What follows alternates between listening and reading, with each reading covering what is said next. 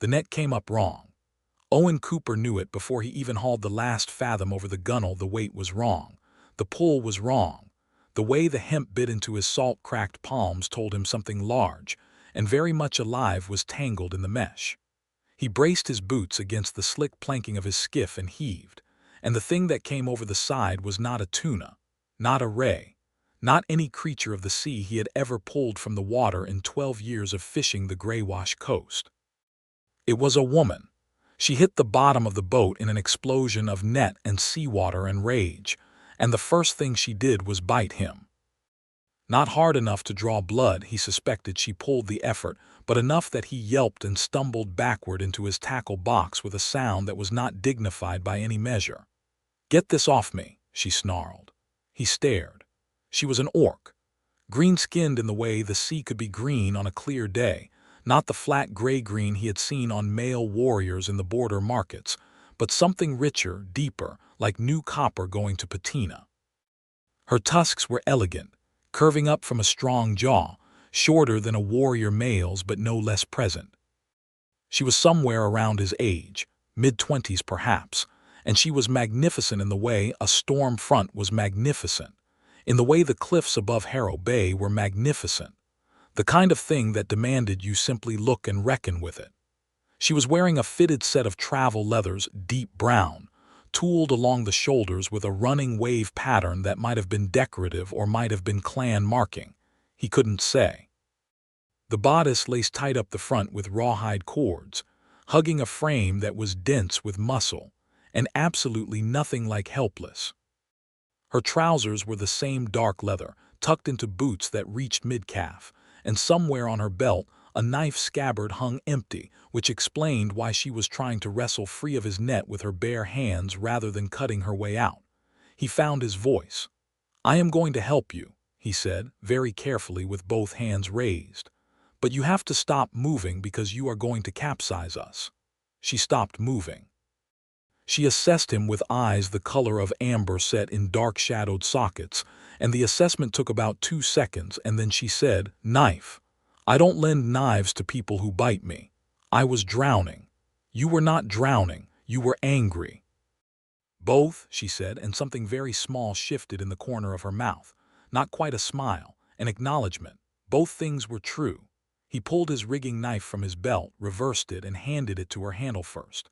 She cut herself free in 4 efficient strokes and stood up in his boat, and he was suddenly very aware that the skiff was a 12-foot open hull and she took up a significant portion of it just by existing. "Morag," she said. He blinked. "What?" "My name, Morag Doomhammer." "Since you are staring at me, as if you need a name to attach to what you are seeing." He felt heat move up the back of his neck and thanked the sea wind for keeping his face weathered enough that color rarely showed. "Owen Cooper," he said. "I was not staring. You were." He turned back to the tiller and began checking his net for damage. "How did you end up in the Greywash in full leather kit without a blade and apparently unable to swim your way to shore?" A pause. He glanced over his shoulder and saw her looking toward the cliff line, toward the dark tooth of Harrow Keep that jutted up from the promontory a half-mile north. He had fished under those cliffs his whole life. The keep had been empty for 6 years, since the old harbor master Dunwick died without heirs and the crown forgot it existed. "The keep," he said slowly. "Who is in the keep?" "Men who should not be," she said. "Men who were using it for a meeting that should not happen." "What kind of meeting?" She looked back at him, and the amber eyes were measuring, calculating, deciding how much he was worth. "The kind that ends the Greywash truce," she said. He stopped checking the net. The Greywash truce was not a famous document. It was not celebrated in songs or posted in the Hall of Portsmouth. It was a quiet agreement, 6 years old, signed on a fishing dock by an old harbor master and the Doomhammer clan matriarch after 3 years of raids that had left both the human coastal settlements and the orc seacliff territories bleeding and depleted. It was barely a truce, more of a mutual exhaustion made official. But it had held. Fishing boats stopped disappearing. Orc scout camps stopped burning. 2 populations of stubborn, hard-working people got on with the difficult business of staying alive, in a region that the sea and the cliffs seemed specifically designed to murder. Owen Cooper's father had fished these waters before the truce. He had watched 3 boats burn. Who? Owen said. Lord Creswick of Portsmouth, Morag said. And my uncle Goreth, who has been promised something by Creswick that he has no authority to deliver, control of the seal-hunting lanes, exclusive rights. Goreth would bring the young warriors behind him, push out the elders, declare the truce void. And Creswick gets his war because his family owns the armory contracts. And you were trying to stop it. I was in the keep listening. I was discovered. I went out a window and into the sea. He looked at the cliffs. The drop from the keep's seaward face to the water was at least 40 feet. He looked at her again with what he recognized, belatedly, as something beyond simple admiration. You went out a 40-foot window, he said. It was that or fight 12 men alone. That explains the restraint. She looked at him sharply, and then he caught it this time definitive. She almost smiled. Take me to Portsmouth, she said. Portsmouth is 8 miles south, and Creswick's men are in the keep, which has a dock. I know where Portsmouth is. Then you know that if Creswick's men see an orc woman on a fisherman's skiff passing under the keep's shadow, I am going to have a very difficult morning. Are you afraid? He pushed the tiller and felt the skiff swing south on the following wind. I am practical, he said. Afraid and practical look similar from the outside. I have learned not to confuse them. She stood in the boat for a long moment, looking at the water, and then she sat down on the forward thwart and said nothing more. He watched her from the corner of his eye, the way you watched weather, not staring, not ignoring, but maintaining an accurate sense of what it was doing. They passed under the shadow of Harrow Keep sea cliff in silence. He could see lights in the keep's tower windows, which he had never seen before in 6 years of passing that way. His stomach was cold in a way that had nothing to do with the water. Then Morag reached out and touched his arm. Not warning, not alarm. Just a hand on his forearm, quick and deliberate, the way you touched a friend. And he realized she had noticed him noticing the lights, and she had registered the cold in his expression, and she had done the only thing available to acknowledge it without making either of them smaller. He nodded once. They sailed for Portsmouth. The town rose from the water the way all coastal towns did in this region. By accident and necessity, houses stacked above the tide line on whatever flat ground the cliffs permitted, narrow streets and salt-bleached timber, and the permanent smell of fish gut and tar. Owen brought his skiff into the lower harbor and tied off at his usual post, the 3rd berth from the seawall steps. The morning market was setting up. He could see canvas awnings going up on the quayside and hear the quarreling of gulls and merchants. He helped Morag out of the boat with a hand she took without comment, and she stepped up onto the dock and stood there, 6 feet of green-skinned orc woman in form-fitted traveling leathers, dripping greywash water, and the market froze. It did not freeze in a subtle way. It froze the way a crowd freezes when something dangerous or extraordinary walks into its center. Stall keepers stopped hammering. Fishmongers set down their buckets. A man who had been shouting about the price of salt cod simply stopped mid-word, mouth open, finishing an argument that no longer had his attention. Morag Doomhammer looked at the crowd with the absolute stillness of something that has been looked at by crowds before and found them unimpressive. She folded her arms and waited for Owen to finish tying off. "We are going to need somewhere to talk," he said quietly, coming up beside her. "Your house. I have a cottage. It is not grand." "I did not ask for grand." He walked and she walked beside him, and he was aware of the market resuming very slowly behind them, and he was aware of 3 separate conversations starting up that contained the word orc at a volume intended to carry. He did not turn around. He kept walking. His cottage was at the top of the harbor steps, a single-room affair of gray stone and a loft, with a cold hearth and a good window facing the sea. He had lived in it alone for 3 years, since his father died and left him the boat and nothing else. It was clean, in the way a man who owns very little keeps things clean. He opened the door and stepped back and let her in. She stood in the center of the room and looked at it the way she had looked at the market assessing, deciding how much it mattered. Then she sat down on the stool near the hearth, uninvited, which was the right thing to do. He built the fire and she talked. Morag was the Doomhammer clan matriarch's niece, and she had spent the last 2 years watching the truce erode from the inside. There was a faction within the clan, led by her uncle Goreth, that believed the truce had been a capitulation dressed as a treaty. Goreth was ambitious, politically astute in the way of men who can make the worst argument sound like principle, and he had found in Lord Creswick of Portsmouth exactly the mirror he needed, a man who believed that Orc lands abutting the sea lanes were an economic inefficiency waiting to be corrected. The meeting in Harrow Keep was meant to be the formal agreement. By the time word reached the matriarch, the documents would be signed. Goreth would have Creswick's backing and Creswick would have Goreth's war chiefs. "And your matriarch?" Owen asked. "My aunt is 3 days' ride north, by seabird messenger perhaps 2, but the meeting in the keep is happening now." She looked at the fire. "I need to reach someone in Portsmouth with authority to stop it, or to at least witness it formally so that Goreth cannot claim it was legitimate." Owen thought about this. "Creswick's steward is afraid of him," he said. "The harbour-master answers to Creswick's guild. The garrison captain is Creswick's brother-in-law. You know this town. I fish here, fishermen know everything." He paused. "There is a magistrate, old Tessely. She has been here since before Creswick's family arrived, and she holds a crown appointment, which means technically she answers to the capital, not to Creswick's coin. Is she honest? She is old enough not to need to be dishonest anymore. Same thing, usually." Morag looked at him directly, and there was something in the look that he felt in his sternum.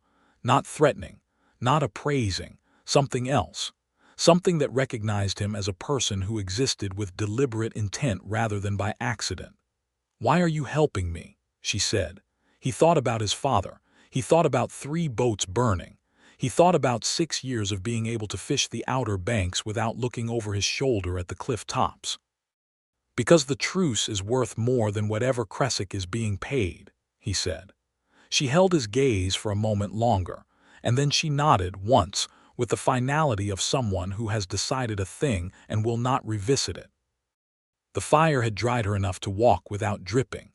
He gave her his spare oilcloth, an inadequate gesture, but she took it without mockery and belted it over her leathers, which made her look slightly less like a woman who had been in the sea an hour ago. They went to find Magistrate Tessely. Old Tessely's house was on the far side of the market square, which meant crossing the market square, which was by now fully operational and fully aware that an Orc woman was somewhere in Portsmouth. Owen walked with his shoulders level and his pace steady, which was the same pace he used when seas were wrong and panicking would tip the boat. Morag walked beside him, and he noticed she had shifted slightly so that she was half a step behind and 1 step left, a position that put her at his flank rather than in front of him, a position that said, without words, "I am not leading this entry into your world. You are." He noticed it. He didn't say anything about it. A fishmonger named Harwick stepped into their path at the edge of the square. Harwick was broad and red-faced and had opinions about everything that he expressed at volume regardless of whether the volume was appropriate. "Oi," said Harwick, "that is an Orc." "Yes," said Owen. "What is she doing in town?" "She is standing in the market square," Owen said, "which is not specifically prohibited by any ordinance I am aware of, is it?" "It is not. She is not. Cooper, what are you doing?" "Walking," Owen said. "To see Magistrate Tessely, which I am going to do now." And he walked. He heard Morag behind him, and he did not look back, and they crossed the square and knocked on Tessely's door. The old magistrate was a small woman of about 70, who had the eyes of someone who had spent a lifetime distinguishing between things people said and things people meant. She looked at Owen. She looked at Morag. She looked at the dripping hem of Morag's leathers and the salt crust beginning to dry on her hair, and she opened the door wider. "Come in," said Tessely, "before you attract more of a performance out there." Inside, with tea that neither of them particularly wanted but both of them drank because declining hospitality from a magistrate seemed unwise, Morag told her story again. Tessely listened without interrupting. Owen sat on a bench near the window and watched the street, because someone should. When Morag finished, Tessely set down her cup. If what you are describing is accurate, the old woman said, Creswick has committed at minimum a breach of the Greywash Compact, which falls under Crown maritime law. A compact violation of that order is not something he can manage away. I know, Morag said, but I have no witnesses. I heard the conversation through a door. No document, not in my possession. Whatever they are signing is in the keep. Tessie looked at Owen. You brought her in. She was in my net, he said. Yes, you look like the sort of thing that happens to, Tessie said, which was not unkind. If there is a formal signing happening in Harrow Keep, it is possible Creswick means to announce it publicly. He tends toward the theatrical.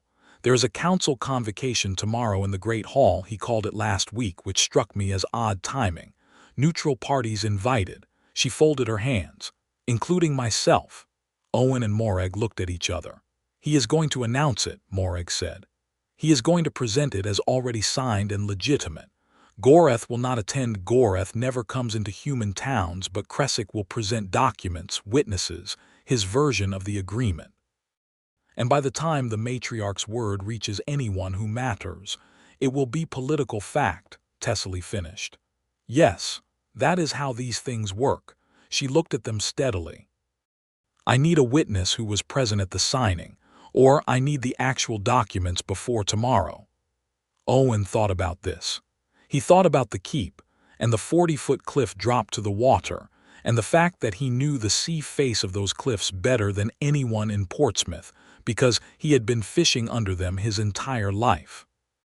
He knew there was a sea cave at the base of the northern promontory that connected to a fissure in the cliff, and that the fissure had been used by smugglers 3 decades ago, and that his father had once shown him how far up the fissure you could climb before the rock became unreliable. He thought about all of this very carefully and quickly. I know another way into the keep, he said. Both women looked at him.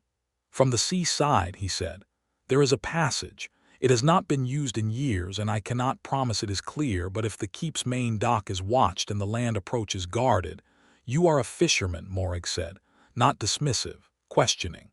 I am a fisherman who knows these cliffs better than Creswick's guards, who are from Portsmouth and have been inside the walls for 3 days. He looked at her. And you have already gone out one 40-foot window today, so I do not think the argument that it is dangerous is going to land particularly hard. The corner of her mouth moved. That almost smile again. No, she said, it is not. They went back to the harbor at dusk. The plan was simple in the way that plans are simple when they have been stripped of every comfortable option, and what remains is the one possible path forward. Owen would take the skiff around the point after dark, into the sea cave, up the fissure to wherever it went. Morag would come with him, because she had been inside the keep and he had not, because she knew what she was looking for, and because, though neither of them stated this part aloud, there was not a chance she was sitting on the harbor wall waiting while someone else went in. He gathered what he needed, a rope, a dark lantern with a shielded front, his rigging knife, and a second knife that had belonged to his father and that he had never carried because he had never needed to.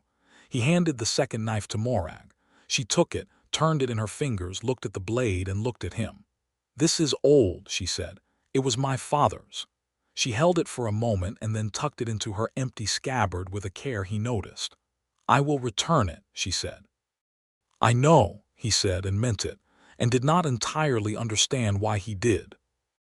They went out on the water at the darkest part of the evening, when the keep's tower lights were the only bright things on the coast, and the moon was behind cloud. He rowed without the sail, slow and quiet, hugging the cliff base. The sea was running a low chop, nothing serious, but the cave entrance was a black mouth below the overhang, and he had to time the swell to enter without splitting the hull on the cave wall. He pulled the oars in and used a single paddle, waiting for the rhythm of the water. Morag crouched in the bow, watching the entrance, and he watched her. She had gone very still in the way that only happens when a person is completely present in the moment. No past, no future, just the water and the timing and the breath. Now, she said. He drove the paddle hard, and the skiff surged on the tail of a receding swell, and they shot into the cave with 6 inches of clearance above the hull and the sound of water amplified into something enormous in the dark around them. He got the lantern open. The cave was perhaps 30 feet wide, narrowing to a back wall where the fissure ran vertically, just wide enough to climb if you were willing to be uncomfortable about it. The stone was wet and smelled of deep salt and something old. Tied the skiff to a rock stub and stood up. "Here," he said, and held out his hand to help her onto the cave shelf. She took it, and her hand was large and warm and calloused, and she stepped up onto the shelf beside him with a balance that required none of his steadying, but she did not immediately let go of his hand. Neither did he.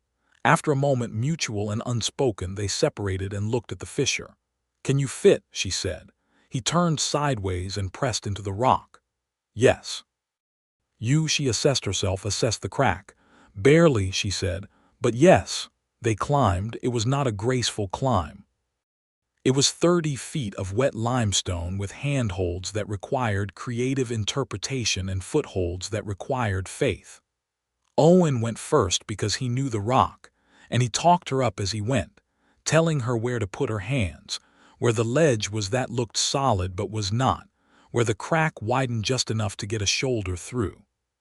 She climbed with methodical competence, the kind that came not from experience with this specific cliff, but from a fundamental relationship with physical difficulty that he found himself wanting to understand better. At the top of the fissure was a timber trapdoor, old and warped, that had been bolted from above at some point in the past. Owen pressed up against it and felt the bolt give on the third push. The wood had rotted around the fitting, and the trapdoor swung up, and he scrambled through into a stone corridor that smelled of torch smoke and old rushes. He reached back down and took Morag's wrist, and she came up through the trapdoor in a single pull that was mostly her own strength, and they stood in the corridor together, breathing, with the dark lantern throwing just enough light to see 10 feet in each direction. "Storeroom level," she said quietly. The meeting room was above, the solar. Documents would be there, or in Creswick's quarters, which are on the same floor. She touched his arm lightly, fingers only. "Listen." He listened. Above them, footsteps, multiple sets, and voices carrying through stone in that way stone carries things, all tone and no words. "How many?" "When I left, 12 in the building. 6 guards, Creswick, his secretary, Gorath's 4 representatives. Still moving around up there. The signing may not have concluded." She met his eyes in the dim light, and he saw something in her expression he had not expected, not fear. She did not appear to have a large store of that, but something adjacent to it. Stakes. The weight of what it would mean if they were too late, if the documents were already finished and sealed and Creswick had his legal fiction. He said quietly, "We are not too late." She looked at him. "We are never too late until we know for certain we are too late," he said. "That is fishing, that is law, that is everything. Until we see the sealed document, we keep moving." She breathed out slow. "You are an odd man, Owen Cooper. I have been called worse." They moved. The storeroom level connected via a servant's stair to the upper floor, and they climbed it in single file with Owen shielding the lantern and Morag watching behind. At the top, a corridor ran the length of the keep, and at its far end warm light pooled under a heavy door. Voices, closer now, a man with a flat administrative tone that Owen associated with clerks reading documents aloud, and underneath it, another voice lower, speaking a phrase of agreement at intervals. "The solar," Morag breathed. "How do we?" She pointed to a door off the corridor, closer to them. He tried the handle, unlocked. They slipped inside a small antechamber, a table, a chair, and a rack of correspondence. And on the table, a leather document satchel, unsealed, with a wax stamp kit beside it. Morag was across the room before he registered she had moved. She had the satchel open and was reading in the lantern light with the intensity of someone who has been waiting to read this specific document since before today. He stood at the door listening. "Here," she said, and her voice had gone quiet in a different way. 3 copies, 2 signed, 1 waiting. Gorath's mark is on the signed ones. Creswick is about to sign. Take all 3, she looked at him. If I take the unsigned one, they may not immediately know. Take all 3, he said. Make it obvious. Make it so they cannot pretend a draft exists somewhere. She folded all 3 documents into the inside of her oilcloth with the practiced efficiency of someone who had done intelligence work before, and he decided to ask her about that later, when there was a later. Then a door opened at the far end of the corridor. He pulled the antechamber door closed and pressed back into the shadows. Footsteps, heading away, and then a voice, Cressick, he thought, from the clipped vowels saying something about a seal, and another voice answering from within the solar. 10 seconds, 20, go, Owen said.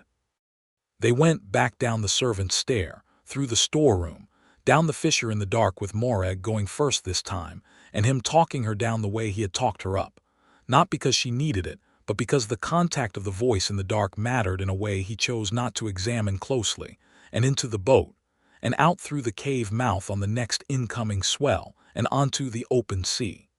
He rowed. He rowed hard, not for speed but for something to do with the energy of it. Morag sat in the stern with the documents against her chest, and they did not speak for a long time. You could have been killed, she said eventually. So could you. I have been in worse situations. So have I. He pulled the oars. 3 years ago, a net snarl on the outer bank in a November gale. I spent 4 hours keeping the bow into the weather with an oar blade because the tiller snapped. If the wind had shifted 10 degrees, I would have gone broadside and been done. He looked at the dark line of the keep, already falling behind them. Death likes to be dramatic about how it almost happens.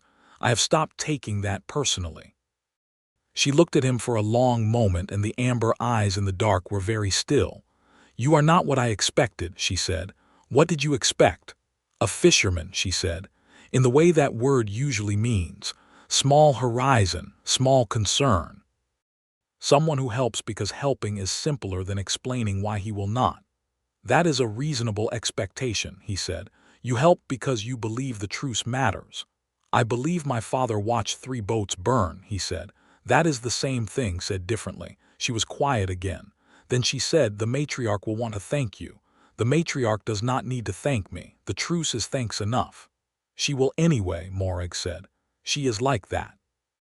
And there was something in her voice, a warmth that arrived suddenly and unannounced, the way something real always does. They brought the documents to Magistrate Tessely at midnight, and the old woman read them by candlelight at her kitchen table with the focused quiet of someone diffusing a mechanism. Then she looked up.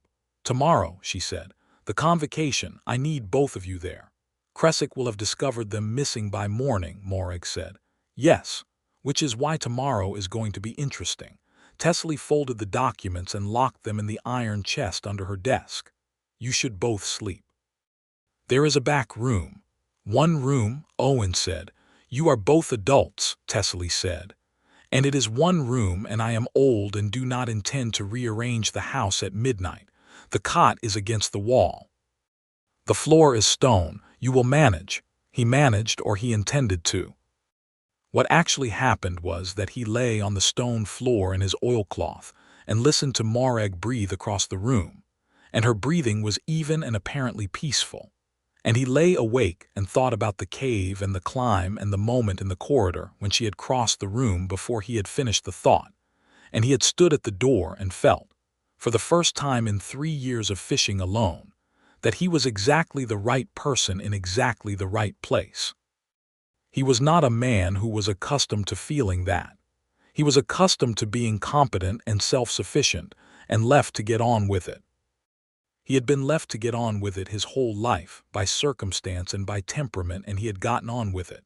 He had not considered until tonight that there might be something he was getting on without. In the dark from across the room, Morag said, You are still awake. Thinking. Stop thinking. Tomorrow is going to require you to function. Is that your version of a lullaby? She made a sound that was definitively a small laugh, not the almost smile, an actual sound. He felt it in his chest like a struck bell. Sleep, fisherman, she said. He slept. The great hall of Portsmouth's council house was a low-ceilinged, dark-timbered room that smelled of old wood and political anxiety. Lord Cressick had arranged it, Owen could see, with the kind of instinctive staging that men who have learned to make things look inevitable do well. There was a raised dais. There was a seat of particular prominence. There were approximately 40 people, a careful selection of merchants, guildsmen, minor officials, and notable citizens, all of whom had received the invitation and had come because Creswick's invitations were not optional in Portsmouth. Owen and Morag arrived with Magistrate Tessley, who moved through the room with the deliberate pace of someone who owns the floor regardless of who called the meeting. People moved out of her way. Owen watched Morag move through the room behind the old woman and watched the crowd's reaction, the drawing back, the whispered exchanges, the varying ratios of fear and offense and frank curiosity on different faces. He walked beside her, shoulder level, and the fact that he did not draw back told the room something, though he did not calculate it that way. He simply did not draw back. Creswick saw them immediately. He was on the dais, a tall man with the particular kind of handsomeness that comes from money and access to good food, and his eyes went to Morag and then to Tessley and then to Owen in a sequence that contained a very rapid recalculation. He recovered quickly because men like him recover quickly. "Magistrate Tessley," he said warmly, "and Mr. Cooper, the harborman." A pause precisely waited. "And your guest?" "My name is Morag Doomhammer," Morag said from 10 feet away without invitation. Her voice was not loud. It did not need to be. "Niece of matriarch Isvara Doomhammer. I believe you know the name." The room made a sound, not words, just a sound. Creswick's expression remained pleasant. "Of course," he said. "Though the convocation is a human council matter, Miss Doomhammer, and I am not certain the protocol for—" "I am the protocol," Tessley said, moving to the front of the room, "for anything touching Crown Maritime Compact which this convocation does. Sit down, please, Lord Creswick. You have called this meeting, and so it will proceed, but it will proceed with the full record before this assembly." Creswick sat down. Or he stayed standing because people like him rarely sit on cue, but he stopped advancing, and his eyes moved to the document satchel that Tessley's clerk carried, and Owen watched the calculation happening behind those pleasant features, the arithmetic of what had been taken, what was missing, what could be denied. "I understand," Creswick said carefully, "that certain documents in Harrow Keep were removed without authorization last night. Produced as evidence before a Crown magistrate," Tessley corrected. "There is a legal distinction. The documents I was intending to present today represent a legitimate commercial agreement." "Representing a negotiated amendment to the Greywash Compact," Tessley said, "which requires matriarchal authorization from the Doomhammer clan to be valid, which it does not have, as Miss Doomhammer can attest." She turned to Morag. Morag stepped forward and the room rippled again. She was, Owen thought, extraordinary in the way the cliff face was extraordinary, made for this kind of light, this kind of exposure. She was standing in a human council room in travel leathers with his father's knife on her belt, still carrying traces of sea salt in her braided hair, and she met the room as if she had convened it. "The agreement Lord Creswick has signed," she said, "was signed by Goreth, my mother's brother, who holds no authority to amend or void any compact on behalf of the Doomhammer clan. That authority belongs to my aunt, the matriarch, who has not been contacted, who has not consented, and who, when her reply arrives by seabird, will make her position clear. In the meantime, this agreement is without legal standing." Creswick moved. He moved from the dais with the sudden decisiveness of a man who has run out of the ground he came in on and is switching strategies mid-room, and he looked at Owen, not at Morag, because he had judged, accurately, that Morag was not going to be moved by a social pressure that depended on her caring what the room thought. But Owen was a Portsmouth man. Owen was a local. Owen was the variable that had been introduced unexpectedly, and that was where the work could be done. "Cooper," he said, moving toward him, and his voice dropped to something that was supposed to sound reasonable. "You are a sensible man. Your boat, your living, everything you do is in these waters. A proper arrangement of the sea lanes protects Portsmouth commerce. Think about what you are actually doing here." "I know what I am doing," Owen said. "You are protecting an orc faction's claim over fishing access that—" I am protecting a truce that has kept boats from burning for 6 years, Owen said. His voice was level. He had not raised it. And I am doing it because I watched boats burn before the truce, Lord Cressick, and I have no desire to watch more of them burn to fund your armory investments. The room was very quiet. Cressick stared at him. That is a serious accusation. Thessaly has the documents, Owen said. The armory contracts are in them. You wrote them in. That was either careless or deliberate, and I cannot decide which is worse. Later, he would think that was probably the moment things broke open. Not Morag's testimony, not Thessaly's legal intervention, but a fisherman saying plainly what everybody in the room had suspected and nobody had been willing to name. The crowd does not always need permission to believe what it already knows. It needs one person to say the obvious thing aloud. The room came undone in a fast, messy way that convocations come undone when the architecture of an arranged agreement meets the reality of public witness. 3 merchants immediately began questioning Cressick's secretary. 2 guild representatives moved to confer with Thessaly's clerk. Cressick himself, Owen watched from across the room, tried 3 different conversational directions in rapid succession, and found each of them blocked by the fact that the documents existed and were in Thessaly's iron chest and were not going away. And then someone in the back of the room, Owen never knew who, never saw the face, said, loud enough to carry, "What right does she have to stand in this hall?" She was Morag. Owen did not look toward the voice. He looked at Morag. She had not moved. She was not going to move on account of a crowd voice. But there was something in the line of her shoulders, something that was not fear but was something that knew this room could turn, that knew rooms like this had turned before, and that was present with that knowledge in the way that you are present with a thing that has happened to you previously. Owen crossed the room. He came to stand beside her, not in front of her. She did not need anyone in front of her but directly beside her, close enough that his shoulder was at her arm, and he faced the room. "She has the right of any witness before a crown magistrate," he said. "The same as every person in this room. That is the answer to that question." Nobody said anything else. Thessaly issued a formal suspension of the compact amendment on crown authority, pending matriarchal confirmation, which arrived 3 days later by an extremely rapid seabird and contained language that was legally formal and colloquially furious. Cressick was removed from the convocation proceeding and ordered to answer a crown inquiry. His garrison captain, the brother-in-law, quietly disappeared from his post within 48 hours, which told Owen that the garrison captain had been more aware of the armory arrangement than his rank suggested. Gorath, Morag told him, would be dealt with internally. The matriarch's version of internal dealt with was, apparently, not something that required elaboration. What mattered was this: the truce held. The truce held and the sea lanes stayed open and no boats burned. In the 3 days between the convocation and the matriarch's reply, Morag stayed in Portsmouth. She stayed because Thessaly's proceedings required her presence, which was the official reason.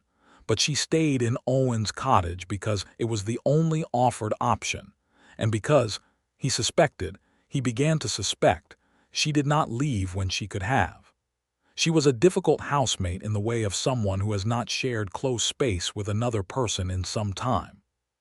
She organized things without asking, moving his tackle to a shelf where it made more sense, and his drying fish to a peg he had not considered. She spent 2 hours on the first morning sharpening his father's knife with a whetstone she had produced from somewhere in her kit, and the sound of it was so deliberate and so present that he found himself stopping his own work just to listen. "You look at me when you think I cannot see it," she said, without looking up from the whetstone. He did not deny it. "You are interesting," he said. "Interesting." She tested the edge against her thumbnail. "Not beautiful, not dangerous, not what I expected from an orc. All of those," he said. "Interesting is when all the other words together still do not cover the thing." She looked up. The amber eyes were direct and very close, because the cottage was not large and they were both sitting at the same table. "Fisherman," she said slowly. Yes. Are you attempting to court me? I am describing an observation, he said. Courting would involve a great deal more intention than I have managed to get organized in the last 72 hours. Orc courting does not require much organizing, she said. It requires honesty and the willingness to be very direct about what you want. The fire crackled. Outside, the harbor noises went on: gulls, ropes, the rhythmic knock of hulls in the swell. I want this, he said. What this is. The thing where you are at this table and I am at this table and the morning is happening outside. He paused. I have not had that in a long time. I had forgotten it was something I wanted. She looked at him for a long, measured moment, and then she set down the whetstone and reached across the table and put her hand on his jaw, which was not what he had been expecting, and turned his face slightly to the side. You have a mark, she said, on your neck, just below the ear. He went still. A bruise from the climb, probably. It is not a bruise, she said. It is an orc mate mark. He had no idea what that meant, which he was sure showed on his face. She did not remove her hand.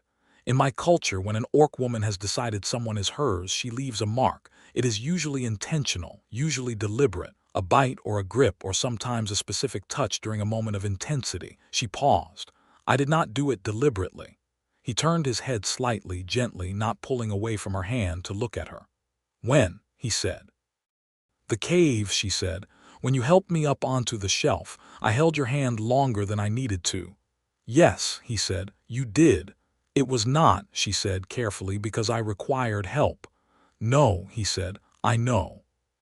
Her thumb traced the mark very lightly, and the sensation moved from his neck all the way down his spine in a way that was not subtle. She was watching him with an expression he could not fully read, something at the edge of certainty and something at the edge of opening.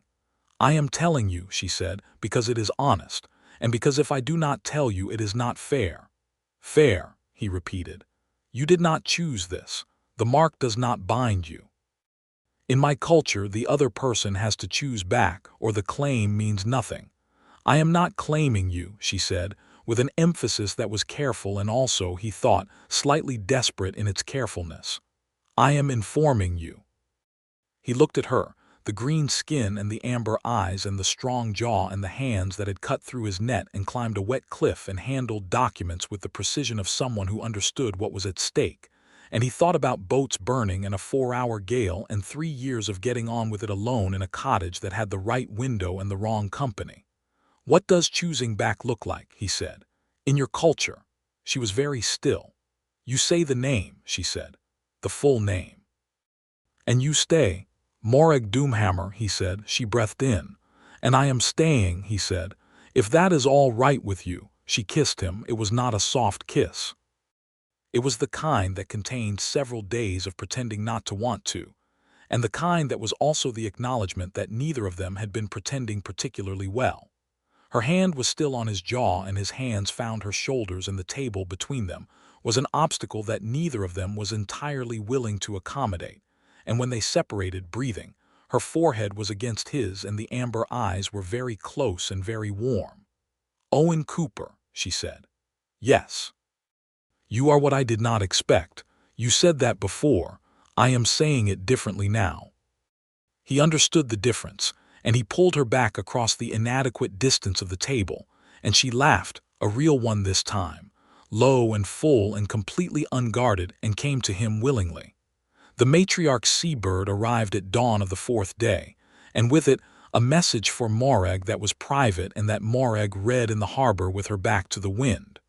Owen waited. He was good at waiting in the specific way of people who have spent long hours on water with nothing but horizon in every direction. She came back and said, I need to go north. I know.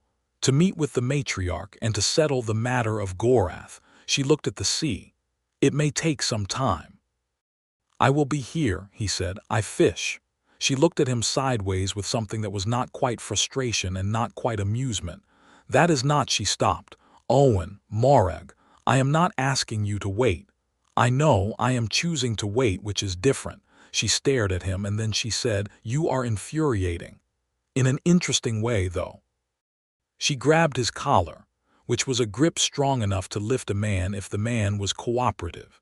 And she kissed him in the harbor with the dawn light on the water, and the market beginning its morning noise, and whatever number of people were watching from the quayside who found this unexpected or scandalous or simply startling. He kissed her back, both hands on her face, and neither of them was particularly concerned with the audience.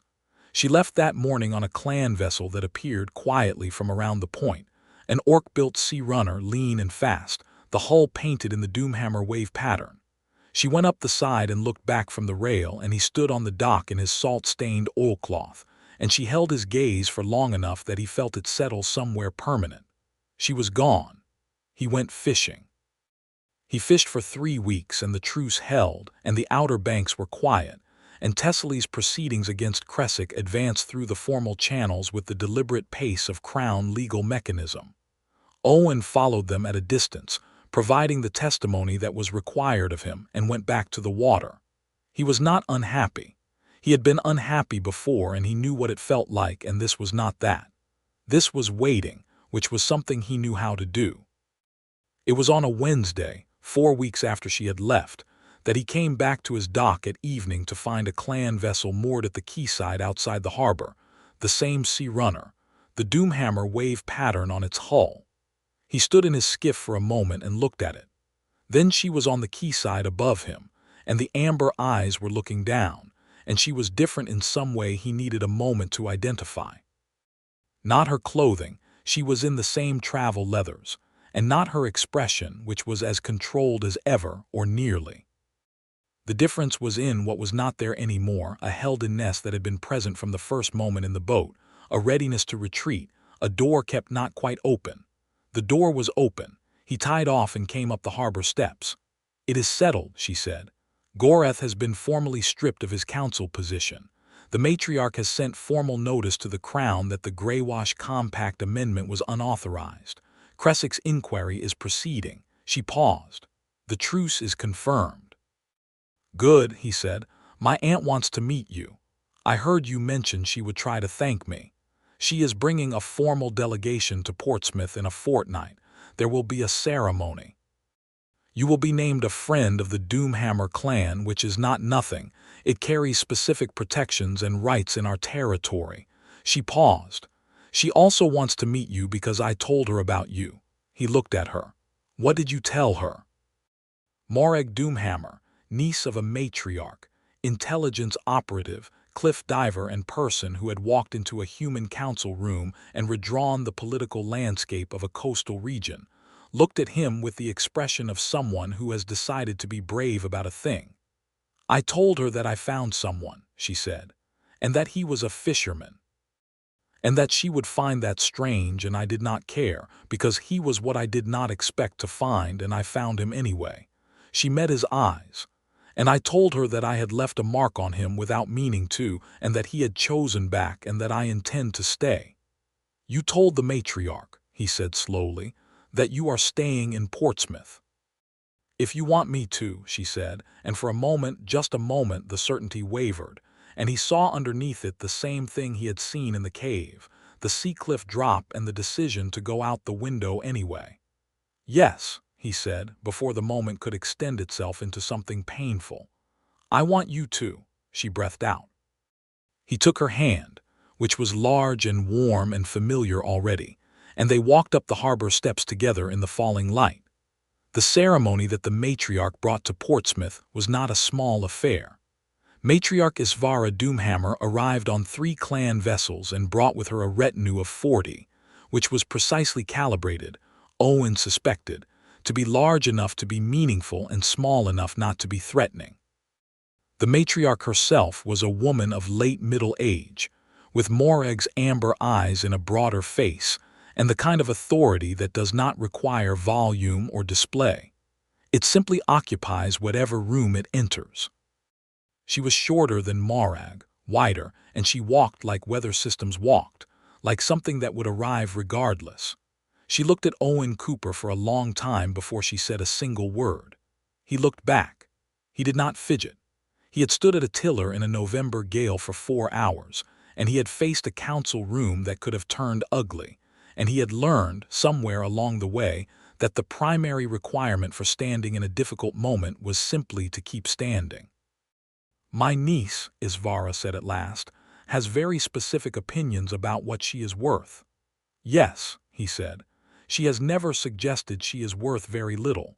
She has always known her own value." Amber eyes, the family eyes, moved over him with the same assessing quality he recognized. "She has sometimes suggested, however, that others do not know it, that she is too large for the spaces people offer her." A pause. "Do you understand what I am saying?" "I think," Owen said carefully, "that you are asking me whether I intend to make Morag smaller to fit a life she did not choose." Isvara Doomhammer smiled. It was very like Morag's smile, the same quality of something real arriving suddenly. "She said you were direct," the matriarch said. "She values directness." "I know. She would leave before she would make herself smaller," Isvara said. "She has done it before." "I want you to know that. She should leave before she makes herself smaller," Owen said. "I would tell her the same thing." Isvara looked at him for another long moment, and then she said, "She also said you were infuriating." "In an interesting way, I was told." The matriarch laughed, the same low, full, unguarded laugh, the family laugh, and the formality of the moment broke into something warmer and stranger and more real. She clasped his forearm in the clan way, which Morag had shown him in the cottage the evening before, wrist to wrist, and said, "Friend of the Doomhammer clan, you have our word."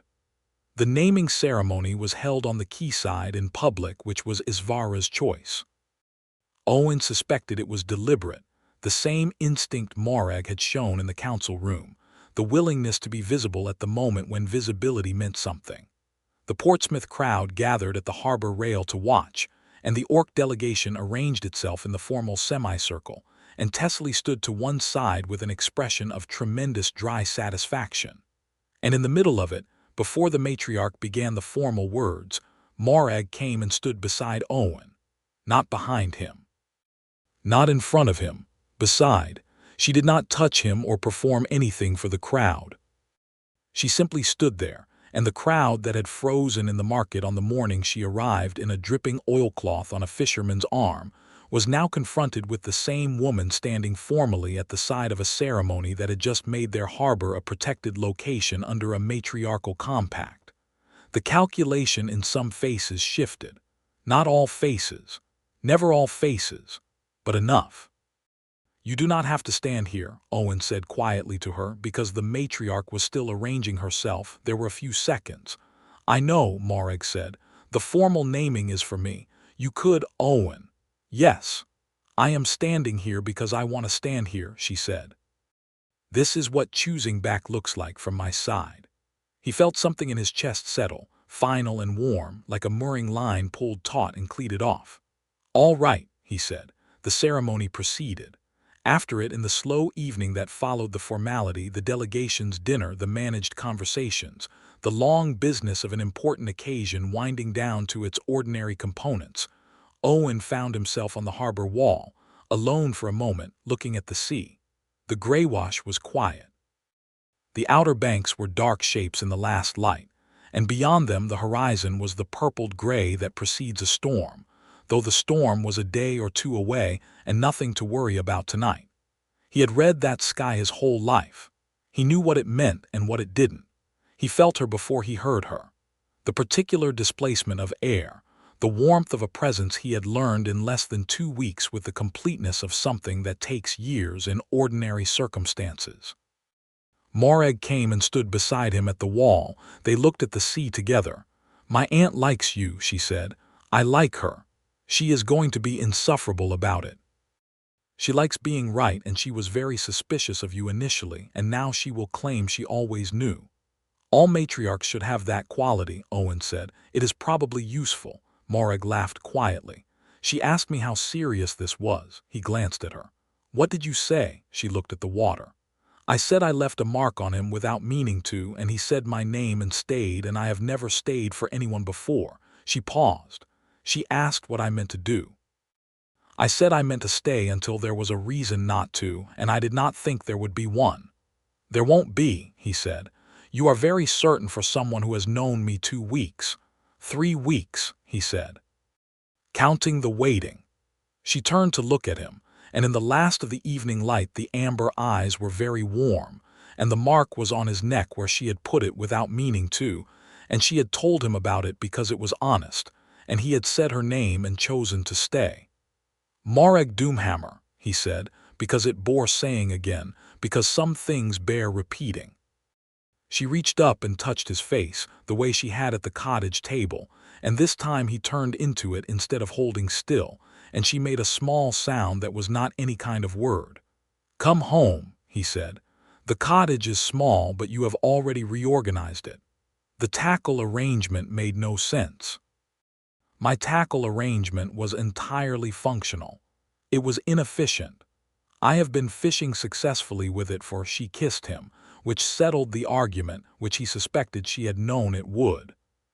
He kissed her back with both hands in her hair and her arms pulling him close, and the harbor evening went on around them in its ordinary necessary way.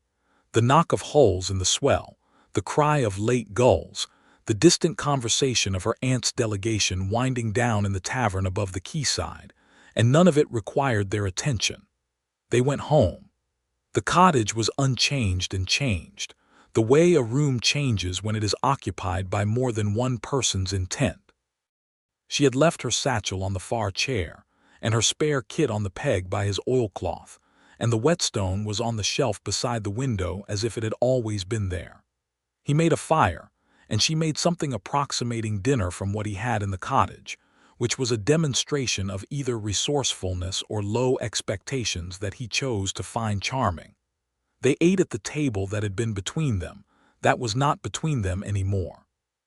She told him about the North, the clan territory, the Seacliff settlements that mirrored Portsmouth in rough and practical ways, the work she had been doing for 2 years that was, effectively, political intelligence, a role that had no official name and required no official permission, and was the kind of work that happened in the gap between what leaders knew and what they needed to know.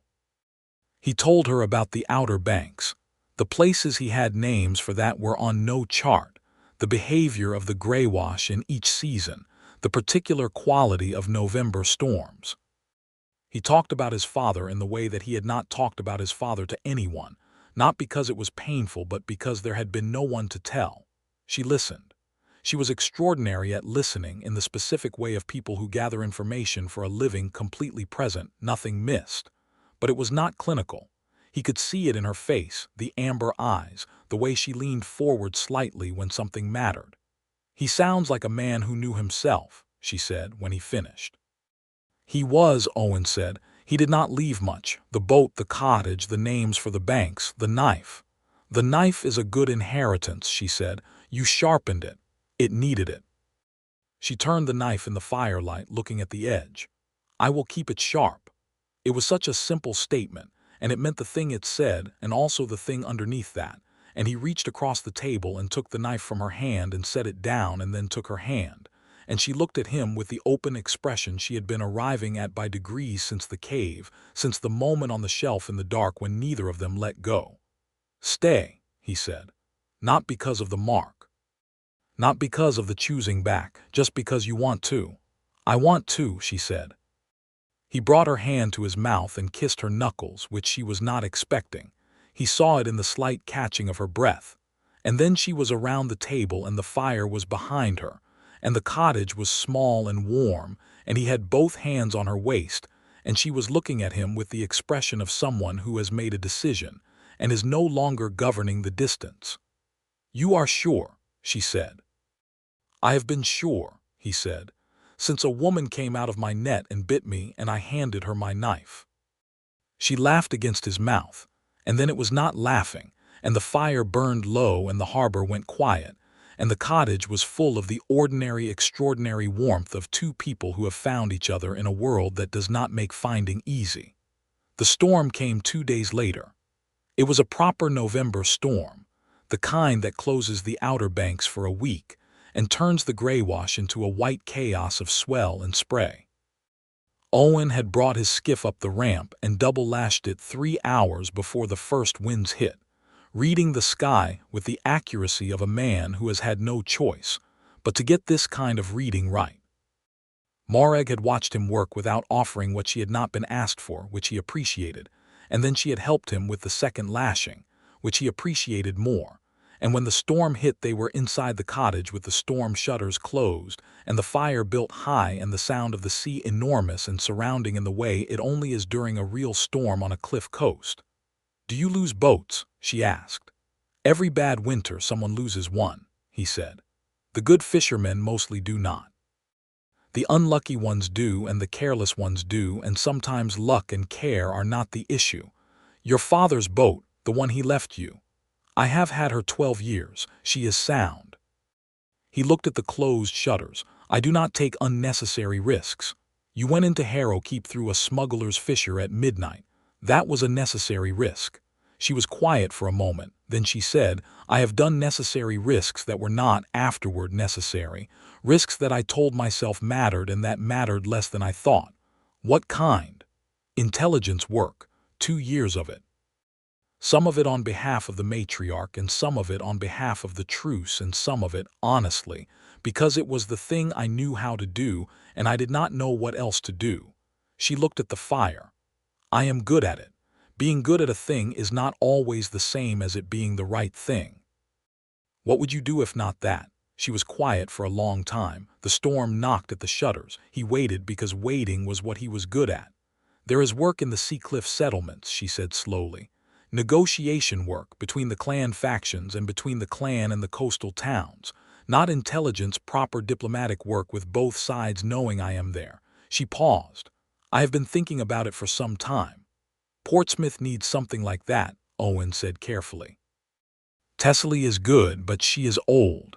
And after Creswick's removal, there will be a political gap that the wrong person could fill. Someone who understood both sides, who had standing with the matriarch and with the crown magistrate." Morag looked at him. "I am not suggesting," he said. "I am observing. Your observation to do with as you like. You are absolutely suggesting. I am describing a situation that exists and that you could address," he said. "That is different." She looked at him with the expression she got when she was deciding whether to be amused or exasperated, and she chose, as she usually did when it came to him, to be amused. "Infuriating," she said. If you say interesting, I am going to put the fire out." He grinned. He did not grin often.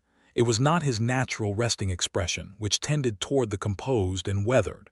But with her it happened, and she looked at it with the particular attention she gave to things she had not seen before and wanted to understand.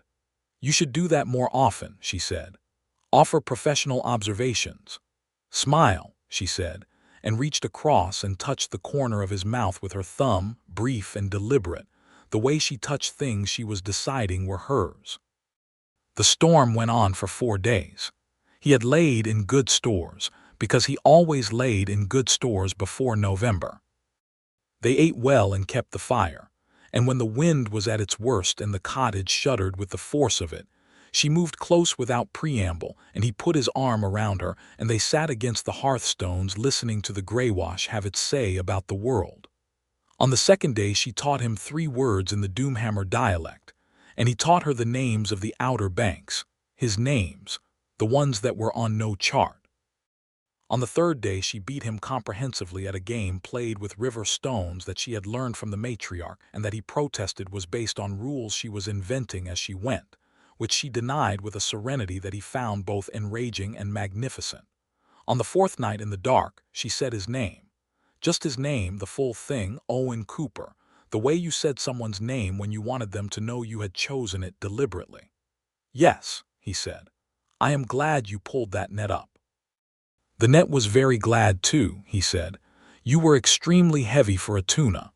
She made the sound, low and full, the laugh that struck him in the chest like a bell. "I'm going to start a diplomatic office in Portsmouth," she said. "I have decided." "Good. You are not surprised." "No, you were always sure I would." "I thought you would," he said. "I also thought you might not, and I would have been fine with whatever you decided." She was quiet. Then she said, "Nobody has ever said that to me before." "What?" "That whatever I decided was fine." She was still in the dark beside him, not moving. People who value me want things from me, things I am capable of. The matriarch, the clan, the people who needed the intelligence work done. Even good people. They want the capability and they trust that I want to use it, and they are right about that, but wanting the capability is not the same as wanting you, Owen said. A long silence. Yes, she said very quietly. He found her hand in the dark. She let him. I want you, he said. The diplomatic office would be useful and I am glad about it. But if you decided you wanted to go back to intelligence work, or you wanted to sail north and live in the Sea Cliff settlements, or you wanted to build a boat and sail somewhere I have never heard of, I would figure it out. Because the thing I want to keep is you. The rest is arrangement. She was very still for a moment. And then she rolled over and pressed her face against his neck, which was the mark, which he was sure she knew, and her arm was across his chest, and her breath was slow and deliberate, and something in her, something he could feel, settled in the way the storm sea settles after the wind drops, not quiet, not diminished, but no longer fighting to hold itself against the force of what was coming.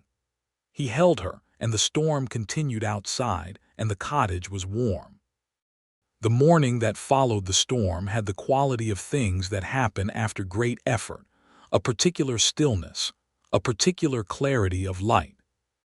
Owen opened the shutters to find the Greywash running long, slow swells from the north, gray and silver and cold, with the early sun breaking through clouds that were moving out over the horizon. The cliff above Portsmouth was wet and dark, and Harrow Keep in the distance caught the first light on its tower window. He looked at the keep for a moment. Then he turned back inside. Morag was at the hearth, which was where she was most mornings now, in the way that people occupy space that becomes theirs by repetition, and she was making tea from the dried sea herbs she had produced from her kit, and that he had come to like more than he expected. She glanced at him when he came in. Storm's done, he said. Good fishing weather after a storm, she said. Yes. The fish come up. He sat down. She handed him a cup and he took it, and they were quiet in the particular comfortable quiet of the morning after, with the window open and the sea noise coming in, and the cottage carrying the warmth of a night well spent. He looked at the mark on the side of his neck in the small mirror by the window. He had looked at it once, the morning after she told him. It was not dramatic. A faint discoloration, slightly raised, the shape of a careful grip, the kind of thing a stranger would take for a bruise and only know differently if they knew what they were looking at. Thessaly had known. He had been crossing the market square the day before the storm hit, and the old magistrate had stopped him with the specific manner of someone who stops people purposefully, and she had looked at his neck and said, very precisely, "That mark on your neck is not a bruise." And he had stopped and she had said, "I have been in this region long enough to know a Doomhammer clan mark when I see one, Owen Cooper. I want to know if you understand what it means." He had told her yes. He had told her what it meant, not the details, those were Morag's, but that he understood, and that he had chosen deliberately, and that the choosing had been mutual. Thessaly had looked at him for a long moment. And then she had said, "Good. She is an extraordinary woman who has been in rooms full of people who could not see it. It is gratifying to be wrong about fishermen." He had not entirely understood what she meant until he had thought about it for a day, and then he had understood completely, and it had not made him feel small in the way that some things said by sharp old women make men feel small. It had made him feel something else, recognized, named. Seen in the same way Morag had been seen, by a person paying attention. He told Morag about it now, at the table with the morning coming in through the window.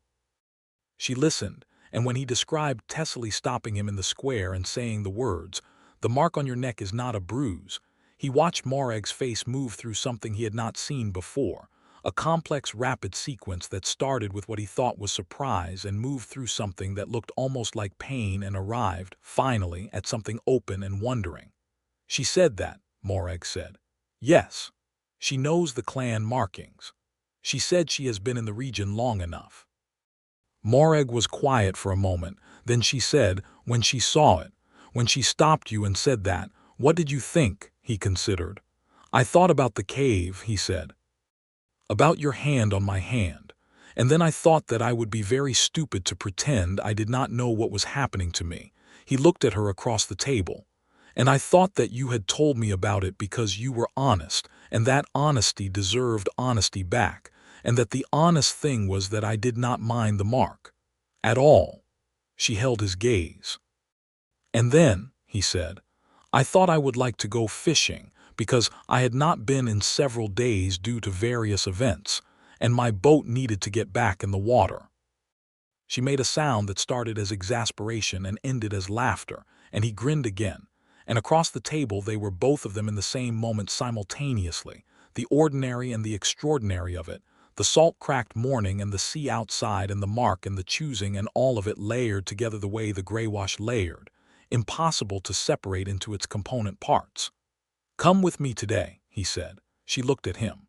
On the boat, come fishing. You have been in this cottage for 5 days. I have been in this cottage by choice, she said, in very satisfactory circumstances. Come on the water with me, he said, and his voice was simpler, not asking for anything beyond exactly what he said. It is a good day after a storm. The outer banks will be full. I would like to show you the names. The names on no chart. The names his father had given him. Something moved through her expression, the door opening, the same door, wider this time. All right, she said. Show me. They went out into the morning together, down the harbor steps and onto the dock, and he handed her into the skiff with the same hand he had offered that first night, and she took it with the same hand, and the grip was the same, warm, deliberate, staying a moment longer than the act required. The skiff moved out through the harbor mouth and onto the open Greywash, and the morning light was extraordinary in the way mornings after great storms always were. Everything washed clean and lit from low, and the sea was long and smooth and silver. He set the sail and the wind took it and they moved. He named the banks as they reached them. The broad back, the sister shelf, the deeps that had no bottom his father could find, the ridge of rock that showed at low water that he had always called the Harrow Tooth. She listened and looked at each place as if she were memorizing it, and he thought she probably was. She asked questions that were the questions of someone who wanted to understand the thing, not the questions of someone being politely attentive, and he answered them at length, and the morning passed in the way good mornings pass, without much notice. On the broad back they pulled the net, and it came up full bream and cod and something large and silver that thrashed and then stilled. He worked and she watched, and then without asking she moved forward and took the net weight on the other side, and they hauled it together, and her hands on the rope were competent in 2 minutes with something she had never done before because she was fundamentally competent and because she paid attention. You are pulling too far left, he said. You are pulling too slowly. Speed is not the point. Then what is the point? Even tension, he said. Even and patient, you let the weight come to you. She adjusted, and the net came over correctly, and the fish spilled in silver across the bottom of the boat. Even and patient, she said, looking at the catch. That is you, is it not? That is how you do everything. It is how fishing works, he said. It is how you waited, she said. While I was gone north, even and patient, she looked at him. I was not patient. I argued with my aunt about the ceremony, and I was a day faster than necessary getting back because she stopped. Because, he said. She looked at the sea away from him with the expression of someone who is being deliberately honest about something that requires effort. Because I wanted to come back, she said. I told myself it was the proceedings, the diplomatic work, the practical reasons. But the practical reasons were secondary. She paused. You were not secondary. He left the net and moved to sit beside her in the boat, which rocked and settled. The sail was sheeted in, they were drifting, the morning was enormous around them. You were never secondary to me, he said. She looked at him, finally, the full amber regard, the open door. We have known each other less than 2 months, she said. Yes, he said. That is not, no, he agreed. It is not the usual way of things. My aunt has opinions about rushing. Your aunt told me she was glad I was direct, Owen said. And she told me she liked me, which I gather is not given freely, and she laughed in the same way you laugh. Morag looked at him with an expression that was almost helpless, which was the last expression he had expected from her, and which moved him more than anything she had yet shown him. "What do you want?" she said. "Truthfully, not to be kind or careful or even patient. What do you want?" He thought about the cottage and the morning and the mark and her hands on the rope and the feeling that had arrived on the first night and not left. He thought about 3 years of getting on with it alone and what it felt like when alone no longer applied. "I want mornings like this," he said. "Every one of them. I want you reorganizing my tackle and beating me at stone games and making tea from things I have never tasted. I want to show you all the names, all of them, every bank and shelf and ridge between here and the outer deep. I want to stand beside you when rooms are difficult and have you stand beside me when I am not enough on my own." He paused. "I want to stop getting on with it alone, because I have had a month of getting on with it alongside you, and alone makes no sense anymore." The boat drifted on the long swell. Morag Doomhammer put her hands on his face, both of them, the way you hold something you are certain of, and she looked at him with all of it open, all of it there, nothing left of the held-in-ness that had been present in the cave. "Then that is what we will do," she said. She kissed him there on the broad back in the middle of the Greywash with the fish silver and cold in the bottom of the boat, and the storm-cleared sky enormous overhead and the wind in the sail. And he held on to her, and she held on to him, and neither of them was letting go. He had pulled the net up wrong, that morning in the early autumn, and what had come over the side was neither a tuna, nor a ray, nor anything the sea had made in the ordinary way. What had come over the side was this. He was not a man given to dramatic conclusions about the architecture of his life. He was a fisherman. He had learned to read the water and the sky and the rhythms of things that did not accommodate grand interpretation. But he held Morag Doomhammer on the Greywash in the morning after the storm, and he thought, "This is the best catch I will ever make, and I did nothing to deserve it except pull the net at exactly the right moment, and I am going to be grateful for every remaining day I know how to fish." They came back to harbor in the middle of the afternoon, the skiff low in the water with the catch. The market was running, and the dock was busy, and the harbormaster's boy came down to help with the lines, and Morag stepped up onto the dock with the ease of someone who has been on water many times, and stood in the afternoon light in her leathers with the salt in her hair, and the market did what the market always did when she was in it. It looked. She looked back. Then she turned to Owen, who was still in the boat, and she held out her hand, not to help him up. He did not need help up, but held it out the way you hold out a hand when you are choosing to take someone with you, when the gesture is not about balance or safety, but about the simple stated fact of together. He took her hand and stepped up onto the dock. They walked through the market together, past the stalls and the merchants, and the particular adjustments that a community makes to the reality of something that is not going to resolve itself away. He knew most of the faces and some of the names and could see, in the people he knew well enough to read, the various locations on the spectrum between acceptance and resistance, and he thought, this is the next year. This is the year ahead, the slow work of a town learning to hold what it did not expect to hold. But Tessely was at her window above the square, and she watched them pass with the expression of someone who has arranged a thing and is quietly satisfied with how it went. And 3 stall-keepers nodded at Owen in ways that were not unwelcoming, and a fisherman's wife near the salt cod stall looked at Morag with open curiosity, and received in return a look that was not hostile and not warm but was present, which was the beginning of things.